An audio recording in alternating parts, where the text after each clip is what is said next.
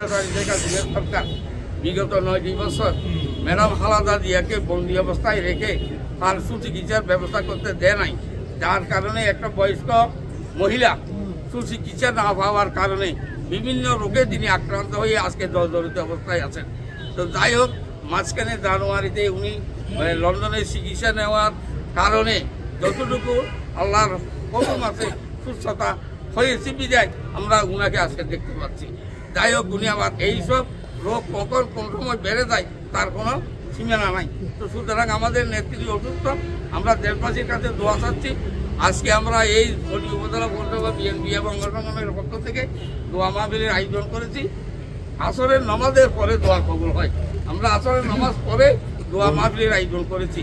আজকে আমরা এখানে যার জন্য মহান আল্লাহর কাছে ফরিয়াদ জানাতে আমরা সমবেত হয়েছি, দোয়া চাচ্ছি, আজকে সেই মানুষটি যদি পৃথিবীতে না আসতেন, সেই মানুষটি আওয়ামী লীগের বিরুদ্ধে একটি সংগ্রামে নেতৃত্ব না দিতেন, আপোষহীন সংগ্রামের মাধ্যমে বাংলাদেশের মানুষের গণতন্ত্রের জানটাকে উত্তোলন না করতেন, আমরা হয়তো যে যার পরিচয় আজকে পরিচিত হচ্ছি, যে যার পরিচয় বিশেষণে ভূষিত হচ্ছি, আমরা হয়তো সেই সৌভাগ্য হতো না।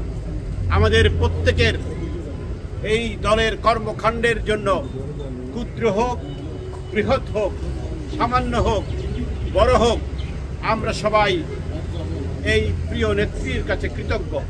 এই প্রিয় নেত্রীর আপোষহীন মনোভাবের জন্য, প্রিয় নেত্রীর দৃঢ় মনোভাবের জন্য, প্রিয় নেত্রীর সংগ্রামী মনোভাবের জন্য বিএনপিকে একটি ধ্বংসস্তূপ থেকে বারবার উনি দেশের মানুষের সামনে তুলে এনেছেন, দেশের জনগণের সামনে তুলে এনেছেন, আমাদেরকে পরিচিত করেছেন এবং দেশের মানুষের সমস্যা সমাধানে কাজ করেছেন।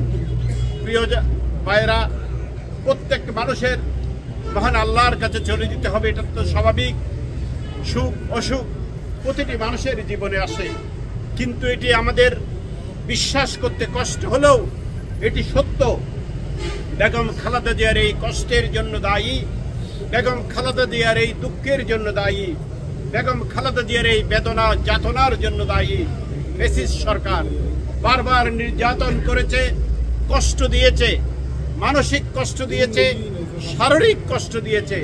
নিজের সন্তানের সাথে দেখা করতে পারেনি, নিজের পরিবারের সাথে দেখা করতে পারেনি, নীরব নিবৃতে শারীরিক মানসিক কষ্ট দিয়ে মৃত্যুর মুখোমুখি দাঁড় করাতে চেষ্টা করেছে।